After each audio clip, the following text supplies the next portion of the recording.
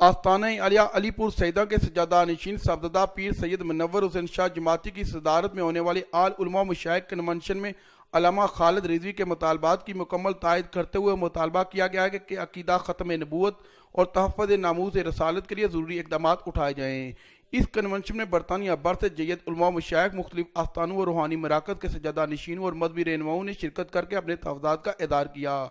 پیر سید منور حسین شاہ جماعتی نے کہا کہ عقیدہ ختم نبوت کے تحفظ کے لیے ہونے والی تمام کوششوں کی بھرپور حمایت کی جائے گی۔ برطانیہ میں نبی کریم کی عظمت و شان کے لیے مختلف مسائلوں کو کمیونٹی سے مل کر کام کیا جائے گا۔ خواتین پر مسئلہ یہ ہے کہ جن لوگوں نے ختم نبوت پر ڈاکہ زنی کی ہے، نقب زنی کی ہے، ڈاکہ ڈالا ہے، ان کو ان پر پوری قوم کو جو ہے ان کے سامنے لایا جائے، ان پر پوری قوم کو پتہ چلنا چاہیے کن لوگوں نے یہ کام کیا ہے اور کیوں کیا ہے، اس کی ضرورت کیوں پیش آئی، کیونکہ ہمارے اکابر نے ایک فیصلہ جو کیا ہوا ہے اب اس کو تبدیل کرنے کی ضرورت کیوں پیش آئی، اب ان کو پیچھے کیوں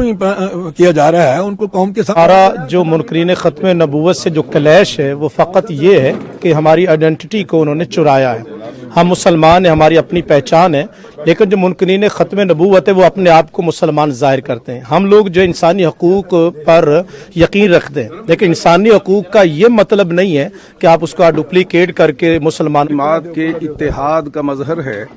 اور آج اس کنونشن میں اس بات کا اعادہ کیا گیا ہے کہ تحفظ ختم نبوت کے لیے ہم کسی قربانی سے دریغ نہیں کریں گے، اور برطانوی حالات کے مد نظر رکھتے ہوئے یہ طے کیا گیا ہے کہ حکومت برطانیہ بے شک منکرین ختم نبوت سے مذاکرات اور ڈائیلاگ کرے، لیکن مسلمانوں کے سلسلے میں کسی قسم کی گفتگو کرنے کا انہیں حق حاصل نہیں ہے، کیونکہ وہ ایک غیر مسلم اقلیت ہے۔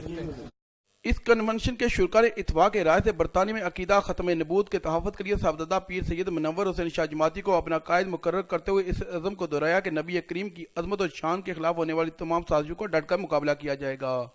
ابرار مغل، جیو نیوز، برمنگھم۔